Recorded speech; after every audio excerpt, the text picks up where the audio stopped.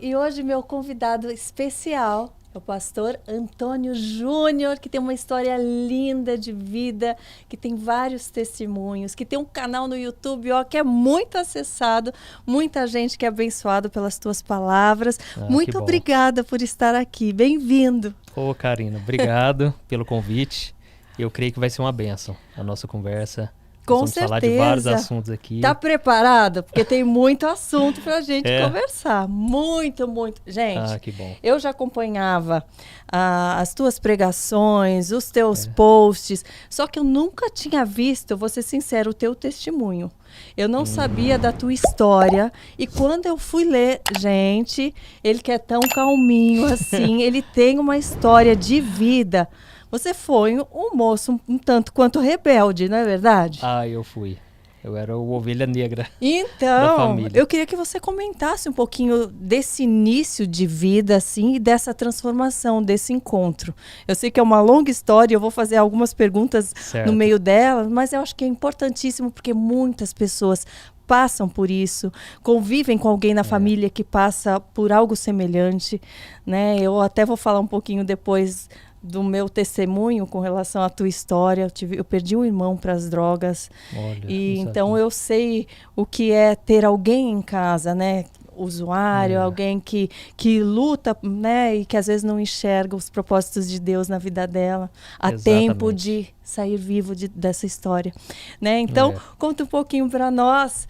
Você já foi do rock and roll, já foi meio zen Queria e ser tal, hippie. já foi meio queria ou foi? Não, Mais eu ou queria menos. ser. Queria só vender pulseirinha na praia Exatamente. e tal. Viver de artesanato. Então, me conte um pouquinho. Você veio de família cristã, evangélica ou não? Isso, a nossa família era católica, só que frequentava centro espírita, que é o que é muito comum, né, aqui no Brasil. E então, desde criança, né, eu sempre frequentava, né, essa religião, o espiritismo, o catolicismo, mas eu nunca misturado, né? Só que eu nunca era ligado assim à religião, né? Mas eu me lembro do primeiro encontro, assim, o momento que eu tive com Deus foi quando eu tinha mais ou menos ali uns 12 anos de idade, talvez. E a gente foi, eu, meu tio e o meu irmão, a gente subiu assim numa montanha perto da minha cidade. E a gente, quando chegamos lá em cima, eu olhei toda aquela paisagem e eu fiquei pensando, deve ter um Deus que criou tudo isso. Vocês não subiram para orar nada, subiram para escalar lá, passear. Passear. E aí eu fiquei olhando ali a paisagem e eu pensei nisso. Nossa, não é possível que não existe um Deus que criou tudo isso, né? E aí eu fiz uma oração assim do meu jeito. E eu falei assim, Deus, se o Senhor existe, um dia eu quero te conhecer.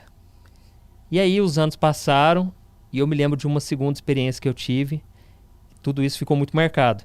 Eu estava no Rio de Janeiro, na casa de um tio meu, e de madrugada, quando todo mundo tinha dormido, eu ali perdi o sono.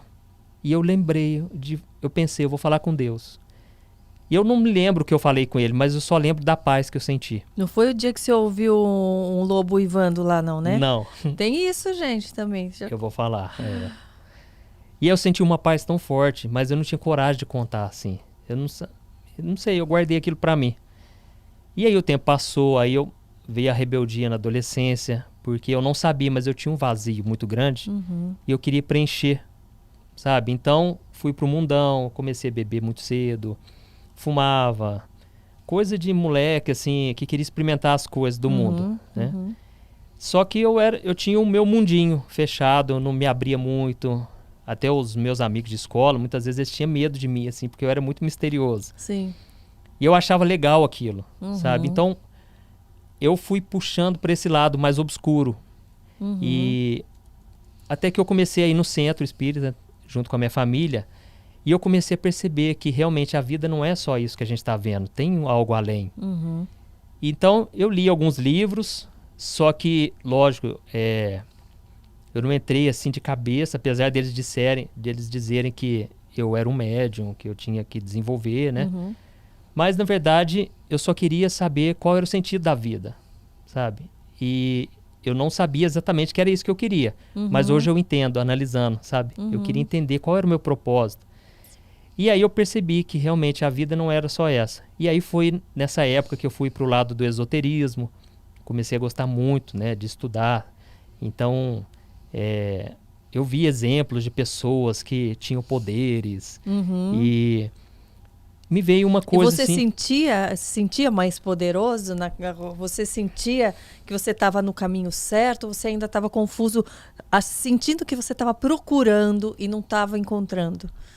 Eu estava procurando, eu não tinha encontrado ainda. E eu percebi que lá em casa, a minha família tinha experiências assim, voltado para o mundo espiritual.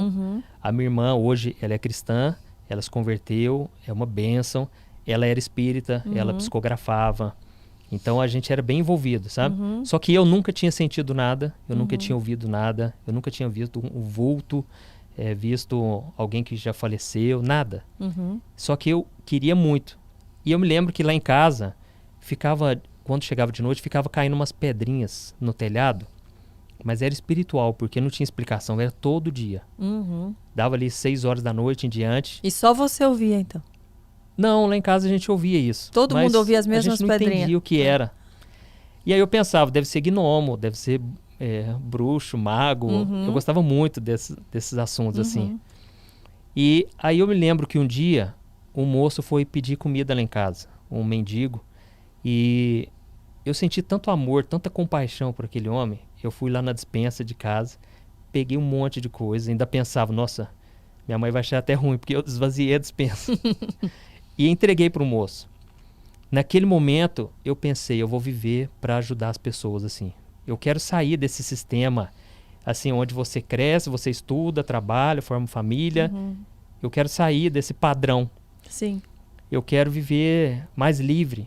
E aí eu decidi, não, um dia eu quero ser hippie, porque eu já gostava de esoterismo. Ficava o dia inteirinho escutando Raul Seixas, Zé Ramalho. Sim.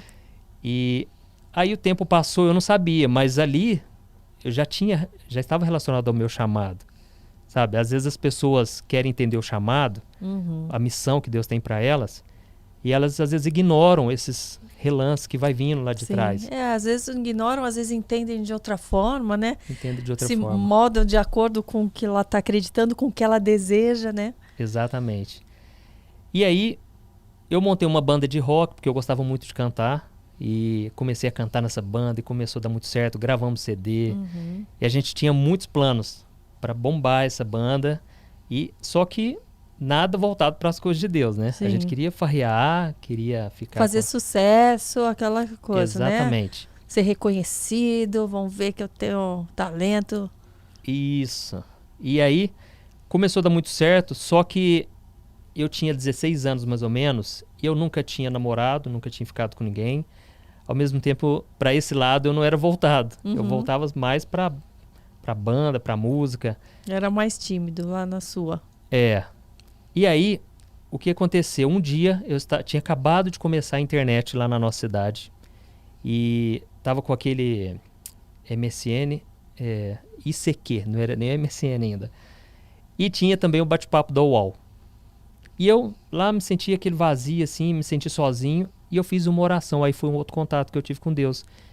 Eu falei, Deus, me arruma uma namorada, né? Inclusive minha esposa está aqui. E ela já sabe quando eu conto assim de exemplos para ajudar as pessoas, para elas verem que se aconteceu comigo, pode acontecer com a pessoa também, sabe? Sim. E aí, eu conheci uma moça, começamos a namorar. Essa moça, ela ia em centro de Umbanda, em outra religião.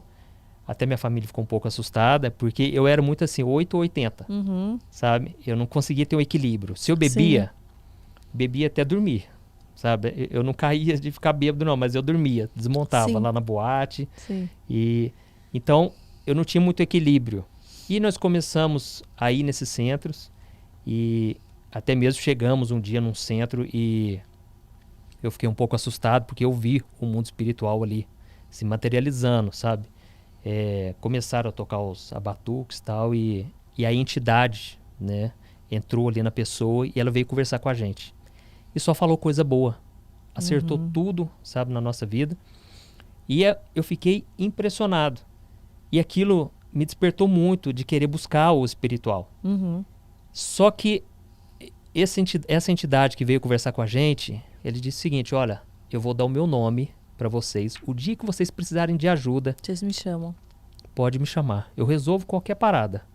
Aquilo para mim foi assim, Ah, agora encontrei. achei o que eu queria.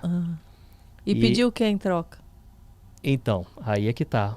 Olha o que aconteceu. Nós fomos nesse fim de semana. Aquela semana seguinte virou um inferno na minha vida.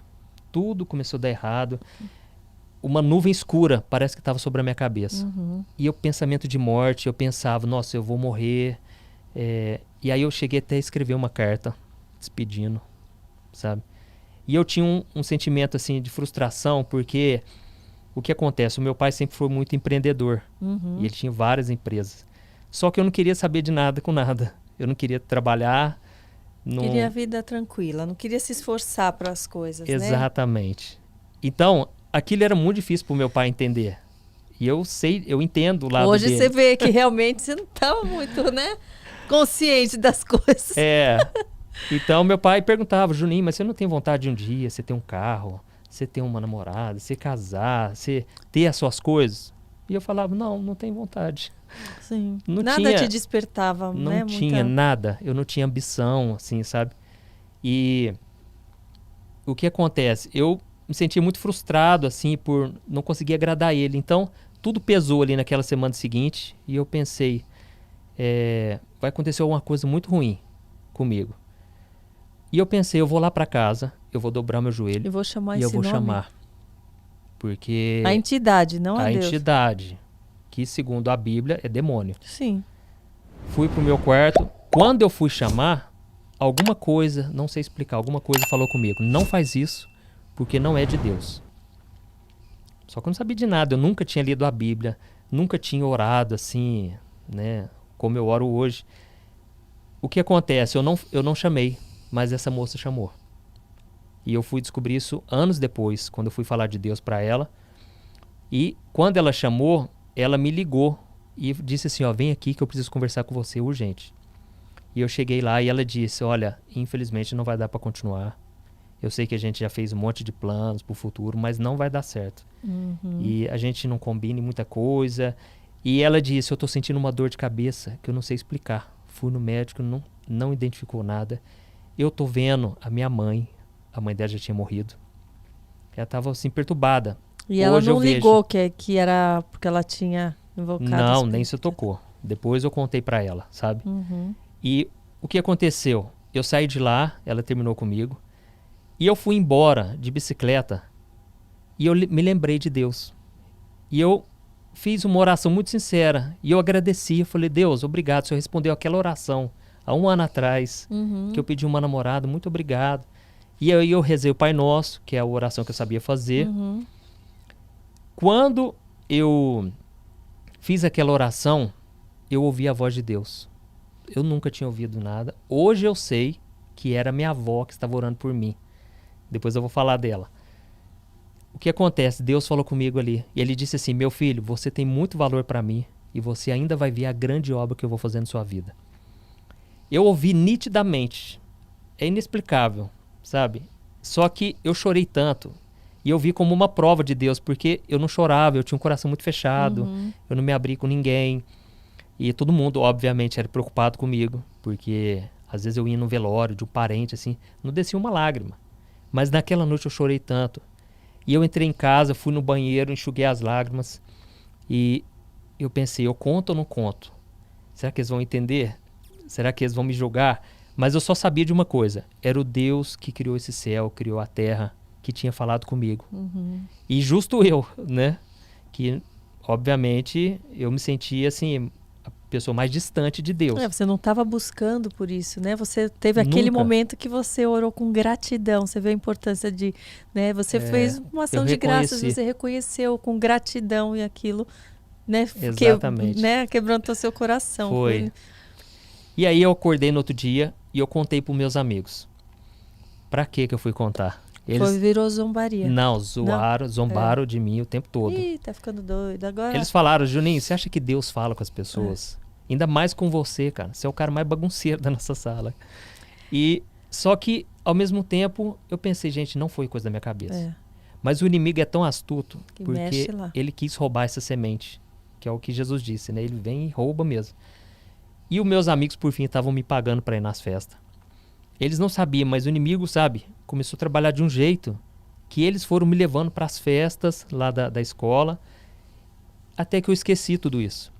E aí voltei para aquela vida, né? De bagunça, de farra, bebendo muito. E aí, teve um dia que eu passei muito mal e eu tomei a decisão ali, não vou mexer mais com bebida, com droga, mexi com maconha. E eu acho até bom falar, porque já teve muita mãe que me procurou. E falou, pastor, depois do seu testemunho, olha, eu acreditei que o meu filho tem jeito, sabe? E eu decidi parar com aquilo. Eu tinha muitos hábitos que é vergonhoso de falar, mas eu roubava, assim, às vezes eu ia, pequenos furtos. Eu era muito amigo de hippies lá na minha cidade. E às vezes eles me deixavam lá na barraca deles, eu pegava. Eu não sabia porque eu tomava essas atitudes, mas hoje eu vejo, eu estava Você achava que tudo influenciado. nada tinha consequência, né? Aquela que não pensa nas consequências, age momentaneamente. Exatamente. E eu não precisava, porque eu tive uma Sim. ótima educação, uma família muito unida, ótima estrutura em todo sentido, não precisava de nada disso. Mas é esse vazio que eu tinha, sabe? E aí, um dia eu fui numa feira hippie lá na minha cidade, cheguei lá, eu não tinha intenção nenhuma, mas eu olhei um anel que estava lá, sem querer, eu coloquei no bolso. A moça chamou os guardas, me tiraram para fora, passei maior vergonha e eu tomei a decisão, não faço isso mais. E a gente tinha ali as paqueras da banda, tal. Por fim, ninguém queria ficar comigo. Só sei que Falou, esse cara é problema. Não vou arrumar problema pra mim. é como Era se isso? Deus estivesse me tirando das coisas erradas. Sim, ele foi alertando. Olha aqui, você está fazendo isso, achando que ninguém está vendo. Vou fazer com que vejam. É aquilo de tirar, Exatamente. né, o que está encoberto para vir, né, a Exatamente. luz. E aí, eu tinha uma mania muito errada também. Eu pichava muro. Eu com meu primo, a gente pichava Olha, muro. alguém diz, gente? Ninguém diz, né? Você vê que Pois todo é. mundo pode ser transformado. Qualquer pessoa. Depois que eu mudei, O que mais? Me conta, pastor. Isso. O que mais? não pode contar tudo. Não? Então. Mas é o seguinte, um dia, se eu não me engano, não sei se era o delegado ou uma autoridade lá da cidade, foi revelar essas fotos na loja do meu pai, porque meu pai tinha loja de fotografia, e ele mostrou exatamente as pichações nossas. Eu olhei assim, de lado assim, e na hora já gelei, né? Esse moço falou assim, olha, no dia que eu descobri quem tá fazendo isso aqui na cidade, porque fizeram até no fórum da cidade, eu vou dar um cascudo nesses meninos, eu vou bater tanto. Eu ouvi aquilo tudo, na hora eu liguei pro meu primo, e eu falei, a partir de hoje, vamos jogar fora essas latinhas de spray, nunca mais vamos mexer com isso. Então Deus foi me tirando dessas roubadas, dessas coisas erradas. E eu chegava no ensaio da banda com o pessoal, e eu falava, gente, ou vai acontecer uma coisa muito boa ou uma coisa muito ruim, porque eu não sei explicar. A minha vida, eu tô muito careta. Eu tô careta demais, eu não faço mais nada, cara, de errado, assim, de zoeira. E ninguém entendia. Até que eu tirei a carteira de motorista e eu tinha um plano com esse meu primo. Ele fez ele participou muito da minha adolescência. E a gente tinha um plano. Ó, quando a gente tirar a carteira de motorista, aí não vai ter pra ninguém. Aí nós vamos sair pra gandaia, né? Porque assim, o que acontece, ó? Eu pintava o cabelo de vermelho. Eu tinha 8 brincos. Colocava 2 anéis em cada dedo. Pulseira, muita pulseira nos 2 braços. Colar. O pessoal me chamava de árvore de Natal. E aí, quem ia querer ficar com um menino desse, entendeu? O que acontece? Eu tirei a carteira de motorista e eu pensei, pelo menos agora eu vou ter um carro. Essa era a nossa mentalidade. E fui encontrar o meu primo na cidade dele, Carmo do Rio Claro, que é Minas Gerais. E eu fui todo empolgado. Só que quando eu cheguei lá, eu tomei um susto, porque o meu primo, ele havia se convertido. Você nem imaginava. Aliás, eu ouvia falar que o meu primo tinha ficado muito chato, bitolado, ninguém estava suportando ele. Só queria falar de Bíblia, falar de Deus para as pessoas. Eu tenho ouvido isso também da minha própria pessoa, sabia? Mas eu não tô nem aí, porque Deus tá tão feliz. né? Glória Ele a tá Deus. lá, ó, aplaudindo, eu tô preocupada com os Isso, aplausos dele. exatamente. Mas falam, viu, gente? Muita gente se afastou, de verdade, É, falando, imagino. só fala disso, tá muito chata. Não posso nem chamar ela agora pra sair, tomar umas bebidinhas, tomar um drink, porque eu também não bebo, né? Então não Isso. posso nem chamar ela pra isso. Não vou nem convidar mais pra festa de Natal, porque vai ter o Papai Noel e não sei o que. Ih, agora tá muito chata. Então, Infelizmente é assim que acontece.